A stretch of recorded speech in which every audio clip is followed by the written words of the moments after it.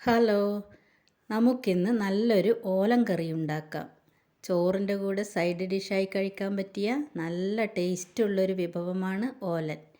അപ്പോൾ നമുക്ക് ഓലൻ ഉണ്ടാക്കാൻ പോകാം. അതിനാവശ്യമായ സാധനങ്ങൾ: വെള്ളക്കുമ്പളങ്ങ, ഇളവെന്ന് പറയും. പിന്നെ കുറച്ച് പയർ, ഒരു 10-12 എണ്ണം എടുക്കാം. 2 പച്ചക്കായ, അതിൻ്റെ തൊലി ഇങ്ങനെ കളയണം. കല്യാണ സദ്യക്കൊക്കെ തൊലി മുഴുവനും കളഞ്ഞിട്ടാണ് ഓലൻ വയ്ക്കുക.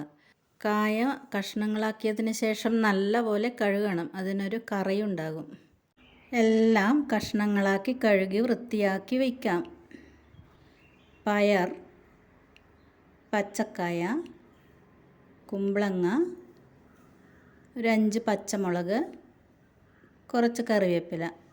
ഓലന് തേങ്ങാപ്പാൽ വേണം, അതിന് കുറച്ച് ചിരകിയ തേങ്ങ വേണം.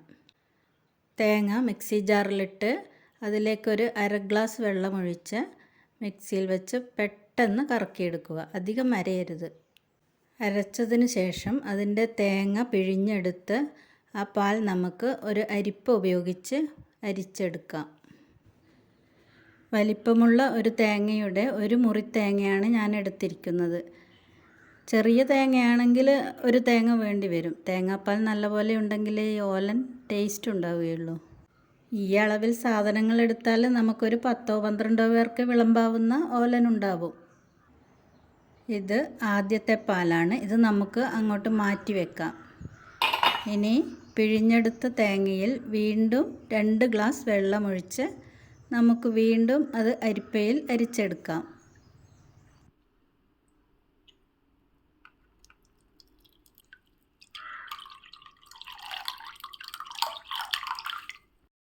ഇനി കഷ്ണങ്ങളൊക്കെ നമുക്ക് ഒരു പാത്രത്തിലോട്ടിടാം. കുമ്പളങ്ങ, അടുത്തതായി നമ്മുടെ പച്ചക്കായ,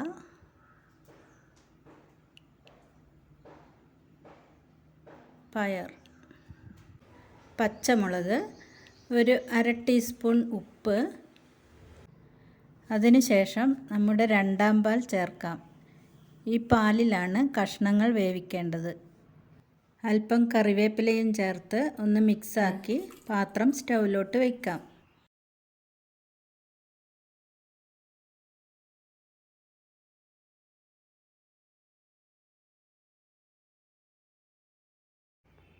ഇനി അടച്ചു വെച്ച് കഷ്ണങ്ങളൊക്കെ വേവണം. ഇടയ്ക്ക് അടപ്പ് മാറ്റി ഇളക്കി കൊടുക്കണം, അല്ലെങ്കിൽ കഷ്ണങ്ങളൊക്കെ അടിയിൽ പിടിച്ച് കരിഞ്ഞു പോകും.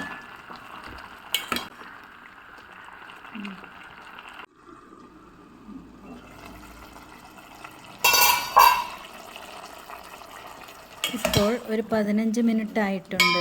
നമ്മുടെ കഷ്ണങ്ങളൊക്കെ വെന്തിട്ടുണ്ട്. ഇനി ഇതിലേക്ക് നമ്മൾ ആദ്യം എടുത്തു വെച്ച തേങ്ങാപ്പാൽ ഒഴിക്കുക.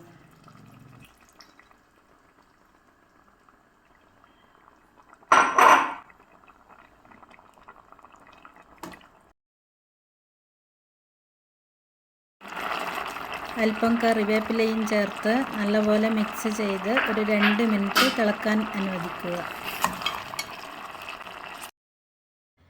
നമ്മുടെ ഓലൻ കറി പാകമായിട്ടുണ്ട്. ഇനി നമുക്ക് സ്റ്റൗ ഓഫ് ചെയ്യാം. സ്റ്റൗ ഓഫ് ചെയ്തതിന് ശേഷം ഒരു 3 ടേബിൾ സ്പൂണോളം വെളിച്ചെണ്ണ ഒഴിച്ച് നല്ലപോലെ മിക്സ് ചെയ്യുക.